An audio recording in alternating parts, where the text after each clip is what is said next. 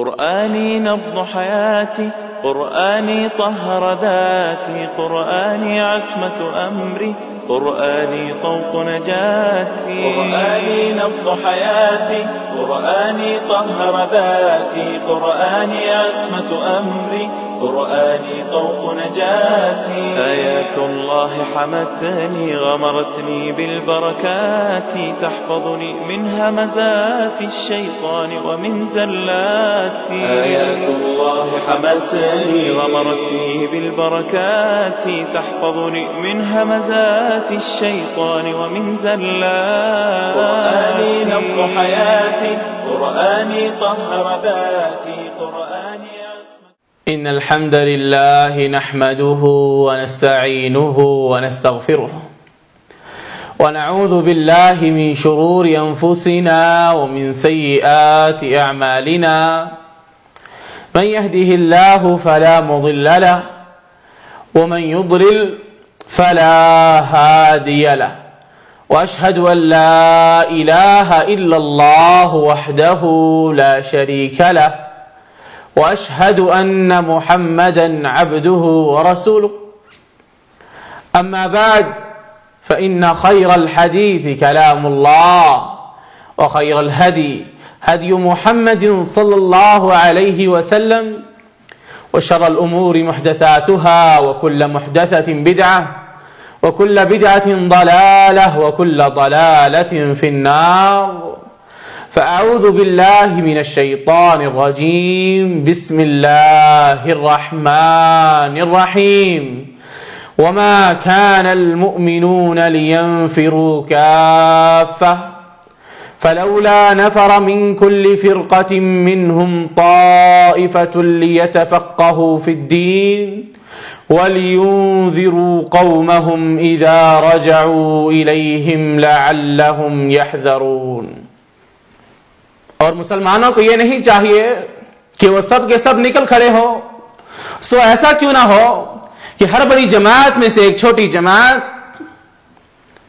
علم حاصل کرنے کے لیے نکلے، تاکہ جب ان کی قوم جہاد سے واپس آئے تو وہ ان کو احکام شریعت سے آگاہ کر دیں اور ان کو ڈرائیں تاکہ وہ ڈر جائیں. پیارے ساتھیوں، ایک اور آیت میں اللہ سبحانہ وتعالی اپنے نبی اکرم صلی اللہ علیہ وسلم کو حکم دے رہا ہے. فرمانے رب ذوالجلال ہے فَلَا تُطِعِ الْكَافِرِينَ وَجَاهِدْهُمْ بِهِ جِهَادًا كَبِيرًا. پس آپ کافروں کی بات نہ مانیں اور اس قرآن حکیم کے ذریعے سے پوری طاقت کے ساتھ ان سے بڑا جہاد کریں. امت اسلام، اللہ سبحانہ وتعالی نے ہمیں علم حاصل کرنے کی ترغیب دی ہے. اسی لیے حکم دیا گیا ہے کہ ہر بڑی جماعت میں سے چھوٹی جماعت علم حاصل کرنے کے لیے نکلے، ہر قسم کے جہاد میں وہ شرکت نہ کرے، بلکہ اللہ سبحانہ وتعالی نے اپنے نبی اکرم صلی اللہ علیہ وسلم کو حکم دیا کہ وہ کفار مکہ کے ساتھ اس قرآن حکیم کے ذریعے جہاد کریں. امت اسلام، اسلام میں ہمیں دین حنیف کو سیکھنے کا حکم دیا گیا ہے، اور سب سے اہم موضوع جس کو سیکھنا ہر بندے پر واجب ہے وہ توحید کا موضوع ہے. پیارے ساتھیوں، سابقہ مجالس میں ہم نے توحید کی اہمیت اور اس کی فضیلت بیان کر دی تھی، اور آج ہم توحید کے اقسام کے بارے میں گفتگو کریں گے تاکہ لوگوں کو کچھ حد تک آگاہ کر دیا جائے. امت اسلام، جو انسان توحید کی تمام اقسام کو مان لیتا ہے وہ توحید کی نعمت سے سرفراز ہو سکتا ہے. اور توحید کی اقسام 3 اقسام ہیں. پہلی قسم توحید الوہیت، دوسری قسم توحید ربوبیت، تیسری قسم توحید اسماء و صفات. توحید ربوبیت اور توحید اسماء و صفات کا تعلق علم و معرفت کے ساتھ ہے. البتہ ان دو اقساموں کے بارے میں جو قرآن و حدیث میں وارد ہے ہمیں اس کو جاننا ہوگا اور اس کے ثابت ہونے کا پختہ عقیدہ رکھنا ہوگا. جبکہ پیارے توحید الوہیت کا تعلق عبادت کے ساتھ ہے. اس میں ہم اللہ سبحانہ و تعالی کو اکیلا معبود مانیں گے, اس چیز کا اقرار کریں گے اور پختہ عقیدہ رکھیں گے کہ صرف وہی عبادت کے لائق ہے, اس کے ساتھ کوئی پارٹنر نہیں, کوئی شریک نہیں, اور ساتھ ساتھ عملی طور پہ بھی ہم رب کے علاوہ کسی اور کی عبادت نہیں کریں گے, گویا وہ عبادت چھوٹی سے چھوٹی کیوں نہ ہو, کیونکہ ہمارا یہ عقیدہ ہے کہ عبادت کے لائق صرف ایک ہستی ہے, وہ رب ذوالجلال ہے.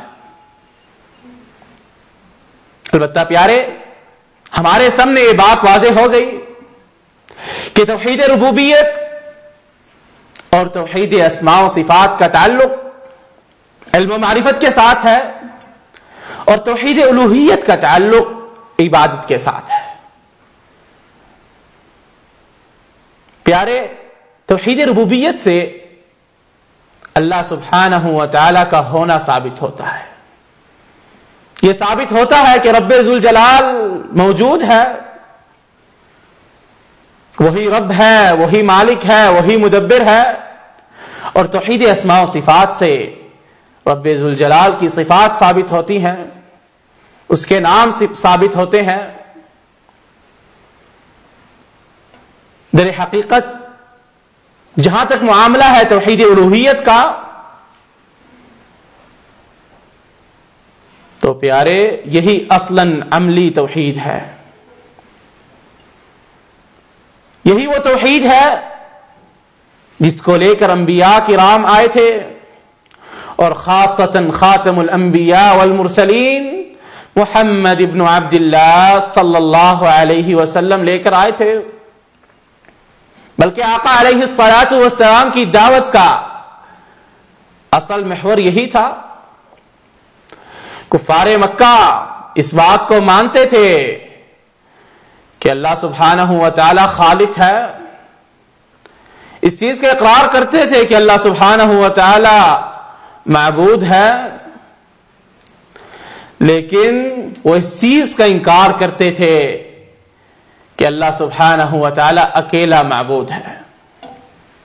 فرمان رب ذوالجلال ہے اجعل الآلہۃ الہا واحدا ان ھذا لشیء عجاب. کفار مکہ نے کہا اس نے تو اتنے سارے معبودوں کو ایک ہی معبود کر دیا, یہ تو بہت عجیب بات ہے. کفار مکہ کا آقا علیہ الصلاۃ والسلام کے ساتھ اختلاف اسی چیز پہ تھا کہ اللہ سبحانہ و تعالی اکیلا عبادت کے لائق ہے. وہ اس چیز کا اقرار کرتے تھے کہ اللہ سبحانہ و تعالی خالق ہے, لیکن اس چیز کا انکار کرتے تھے کہ عبادت کے لائق صرف وہ ہے, اس کے علاوہ یہ بت عبادت کے لائق نہیں.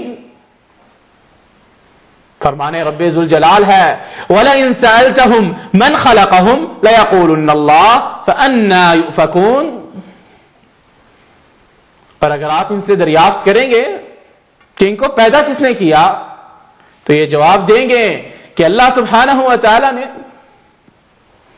پھر یہ کہاں الٹے جاتے ہیں. امت اسلام ہر بندے کو توحید کی نعمت سے کامل سرفراز ہونے کے لیے دو ارکان پر قائم ہونا پڑے گا. پہلا رکن نفی ہے اور دوسرا رکن اثبات ہے.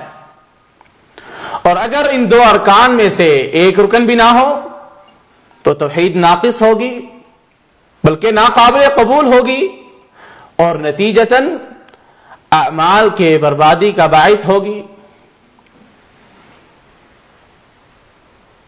پہلا رکن نفی اور دوسرا رکن اثبات ہے۔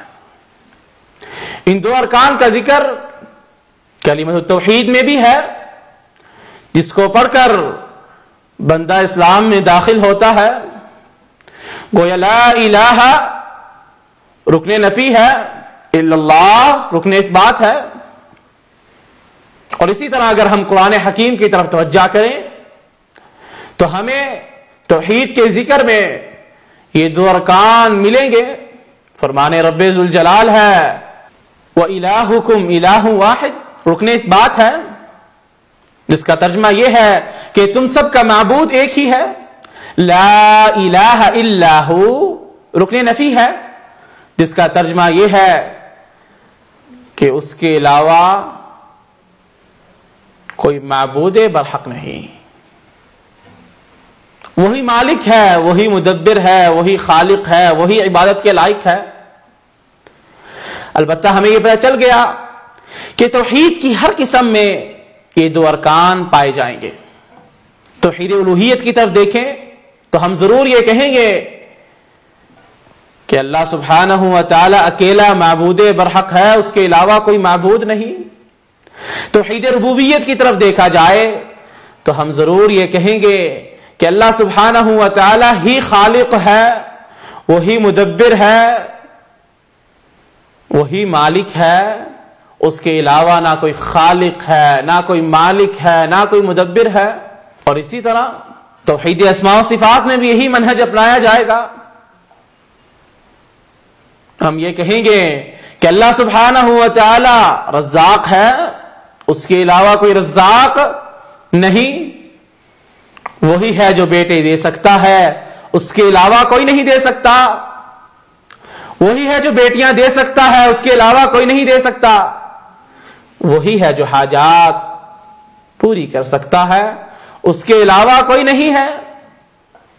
اسی طرح اگر ہم یہ کہیں کہ اللہ سبحانہ و تعالی عالم الغیب ہے تو ہم اس چیز کا اقرار ضرور کریں گے کہ صرف وہ غیب جانتا ہے، اس کے علاوہ کوئی غیب نہیں جانتا۔ بڑا سا بڑا بزرگ کیوں نہ ہو، بہت پہنچی ہوئی ہستی کیوں نہ ہو، غیب نہیں جان سکتی۔ کیوں؟ کیونکہ غیب صرف ایک ہستی جانتی ہے، وہ ہے رب ذوالجلال۔ رب سے دعا ہے کہ اللہ سبحانہ و تعالی ہمیں علم حاصل کرنے کی توفیق عطا فرمائے۔ اے اللہ، جو ہم نے سیکھ لیا ہے اس کو نشر کرنے کی توفیق عطا فرما۔